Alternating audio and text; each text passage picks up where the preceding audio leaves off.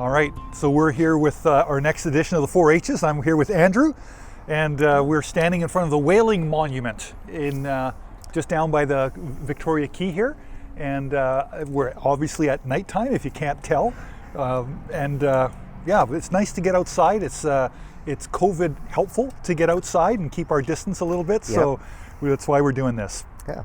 So Andrew, you've obviously seen a number of these, the 4-H's, and you sort of know how it works. I think. And I understand that you're fairly new to this church as well.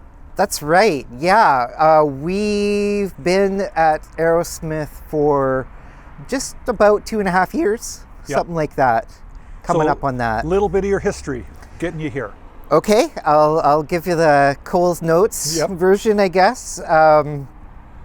Yeah, so I was born into a Christian family, and was born in White Rock, which you're familiar with. Yeah. Yep.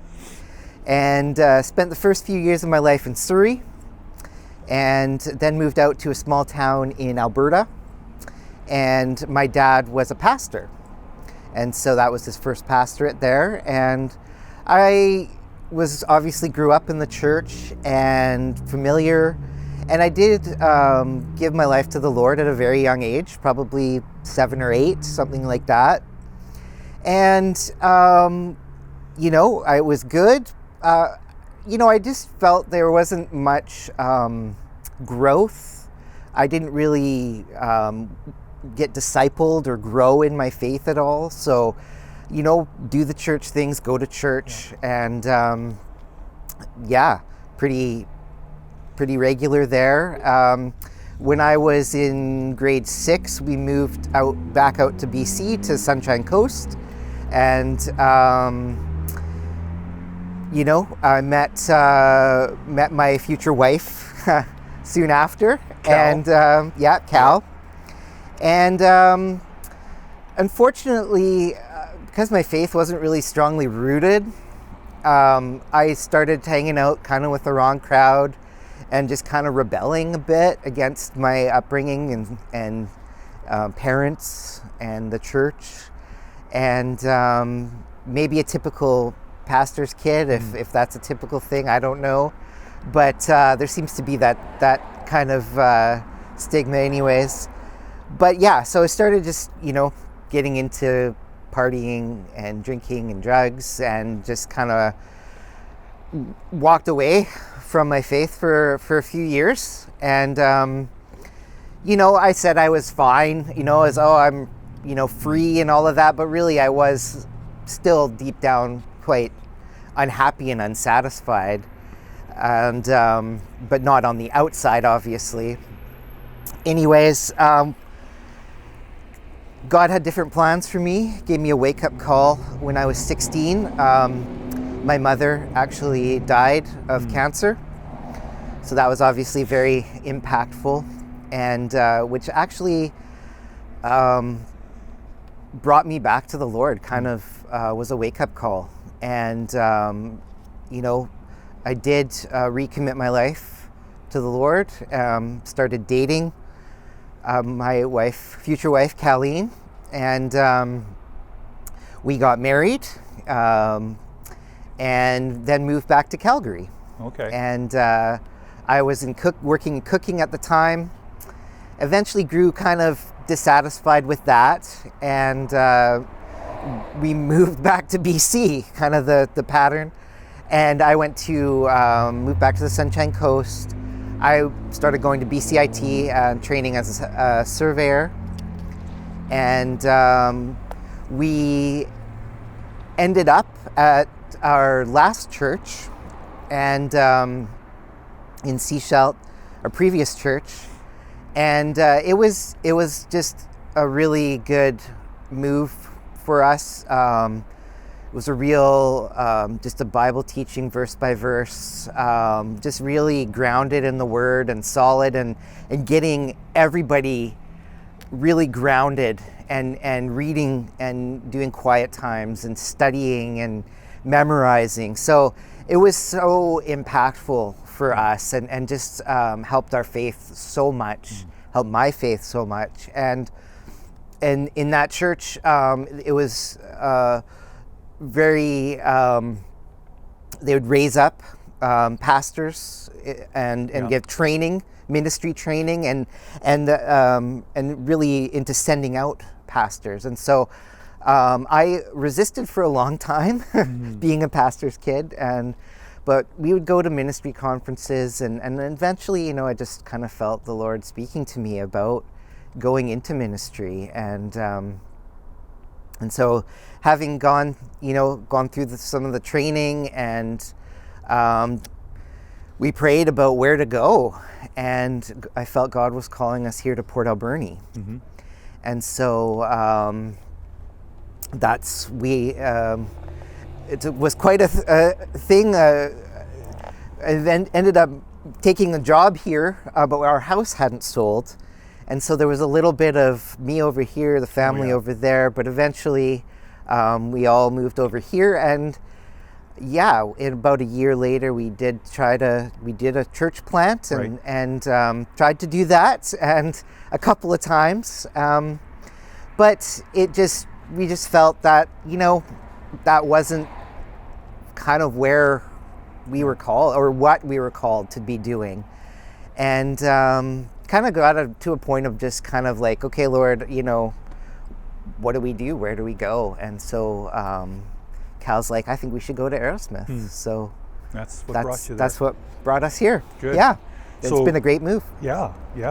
So White Rock, Seashell, Port Alberni, you're hitting all the best waterfront places. We've been blessed to be in a lot of beautiful places, that's for sure. No kidding. Yeah.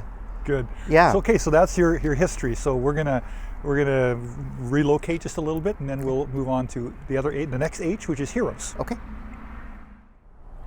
All right, so we're at the second H, Heroes. I like this part to hear who it is that has influenced you and made a difference in your life in significant ways. Yeah, I've thought about this, and who has really been an inspiration, and there's so many, in different aspects, people that have at different times of life come alongside and maybe been a mentor, or you've just learned so much from, again, being inspired. And I think for the most, I have to say, my wife, Colleen. That's nice. She's such a blessing, and just a positive influence in my life, and my kids too. They inspire me to be a better dad and a better husband, and so that's, kind of from a personal level. There's been, on a kind of faith level, many who have, throughout my life influenced me and inspired me. One I'll throw out as it's kind of one of those heroes not of the faith, not a well-known one. Cal and I watched a biography a while ago, and it was on this missionary to Taiwan named George Leslie Mackay, and not many people know about him outside of Taiwan. But his story, his life, his way of ministering to the people, and just serving the people there. They really have a lot of respect for him in there, and it just really, I know, has been a real influence in kind of style of ministry and things like that for me. Mackay. George Leslie Mackay, Okay, Presbyterian, good. Canadian. Oh, really? And it's a cool story. You should look him up. I will do that. I'm definitely going to do that. Yeah. Good. Haven't heard the name, but I'll check it out. Yeah. Good. Thank you. Yeah, thank you. All right, we're at the third H. This is the more intimate H. We're talking a little bit about hurts. So what you feel comfortable with, Andrew? What are some of the hurts that have that you found along the way of life? Okay, well, as I've already mentioned, I think probably the biggest was my mom passing away when I was 16. It was a very obviously huge thing, and just, totally at that age, especially, just very devastating. I was closer to my mom. So, what was interesting is, though, for the first year, I didn't really grieve at all. I was just kind of just numb, emotionless. And so it was about a year later. Over that time, though, I started to get into just a really deep depression, a really dark place, and really bad place. And I would start, cutting to kind of help with the pain. Yeah. And eventually, I ended up attempting suicide by cutting my wrist. And it was more of a cry for help. Sure. And I did actually I managed to call my dad. So he came and got me and brought me to the hospital. And so, so it started kind of that grieving and healing and process. And would actually, we weren't dating at the time, but Colleen would actually come over.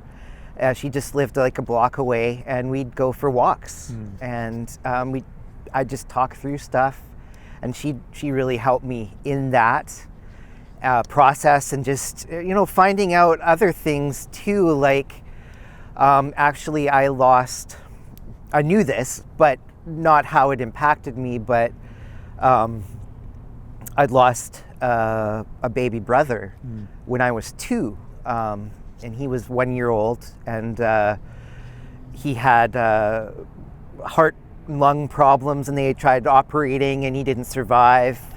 And just how that affected me, and I was 2. I mean, I didn't know how to deal or process with anything. Yeah. And I'm sure my parents probably were grieving and a bit more hands-off too. So, because I said to her, I'm like, I've just always felt angry. Yeah. And it's like, oh, yeah. And she's like, well, maybe it's this. And it was just, God revealing that to her at that time. And so, began just this process of healing. And, but I have struggled with depression, basically throughout my life. And it's just kind of been that constant thing there, that of maybe that thorn, I don't know, thorn in the side of dealing with, but it's been there. But I have, thank goodness, have the Lord, the Lord's help, and can cry out to Him, and so, Good. Well, I understand. I don't know if you remember, but when I shared my hurt on the very first one, was the death of my sister. Yeah. And that idea of being angry, I feel like that's sort of been my default emotion ever since then. It's like when I just sort of let myself drift, that's where I drift to. And it's hard. It's over the years, it's letting go a bit. Yeah. But I tell you, it's also the place where God has shown Himself to be the most real in my life too, and the healer in my life as well. So a little bittersweet, but in the end, way more sweet than bitter. Yeah. Yeah. Well, you know what? We've got a great location here with the lights in the background. Why don't we just go right on to the 4th H? Sure. And we'll just carry right on from here. So, and we'll pick it up, the tone up with hopes. That's good. That's a good ending. Yeah. With the hopes that you have. Okay. Yeah. Again, broad topic. Been praying and thinking about it. I hope. My hope is in heaven. Yeah. I hope to be there see my mom again, and my baby brother, and that's the ultimate hope, and others, right? That's the ultimate hope that I have. And I hope for just have hopes for my kids too, that they know the Lord, grow up and just follow the Lord. That's a big hope. Maybe avoid a few of the hurts that we had to go Hope, through. that's right. Yeah, that's right. They can learn from us a bit. Hopefully, yes. And, hope to just serve the Lord as best as I can. On a fun note, I kind of, my hope on a, kind of worldly level is, my dream is to have a music room at home someday. Nice. That would be my dream of having a full music room and just all the instruments. It's a ways off, but that's that's one of my hopes. You might have to get a few of those kids to move out. Yeah, we need a room first. Yeah. True. Good. Well, that's a good hope. Yeah. I like all of those. Yeah. Good. All right. Well, thanks so much, Thank Andrew, you. for sharing with us, and everybody at home. I hope you enjoy this installment of the 4-H's. Thanks for watching.